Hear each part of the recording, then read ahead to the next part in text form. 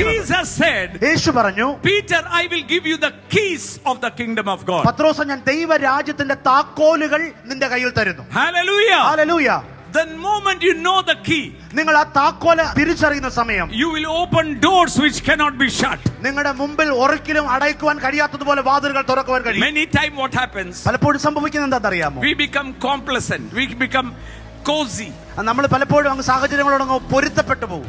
And that is where the blessing does not enter into the next level. അതുകൊണ്ടാണ് അനുഗ്രഹം അടുത്തൊരു നിലവാരത്തിലേക്ക് ഉയരാൻ കഴിയാത്തത്. And the moment I have the knowledge of God that he is not a man, and of Jesus Christ who loves me, ദൈവം എന്നെ സ്നേഹിക്കുന്നെന്നും നുണ പറയുവാൻ അവൻ മനുഷ്യനല്ലെന്നും ഞാൻ തിരിച്ചറിയുന്ന നിമിഷം, the Bible says, grace and peace be multiplied. നിങ്ങളുടെ അകത്ത് ലഭിച്ചിരിക്കുന്ന വിശ്വാസവും കൃപയും അത് വർദ്ധിച്ചു വരുന്നതാ. ഇന്നലത്തെ സമാധാനത്തിലല്ല ഇന്നിരിക്കുന്നത്, കുറച്ചുകൂടെ വർദ്ധിച്ചു. ഓരോ വെല്ലുവിളികൾ ജീവിതത്തിൽ വരുമ്പം നിങ്ങളെ തകർക്കാനല്ല, നിങ്ങളുടെ കുറച്ചുകൂടെ അടുത്ത ഘട്ടത്തിലേക്ക് ഇത് വർദ്ധിക്കുന്നതാ.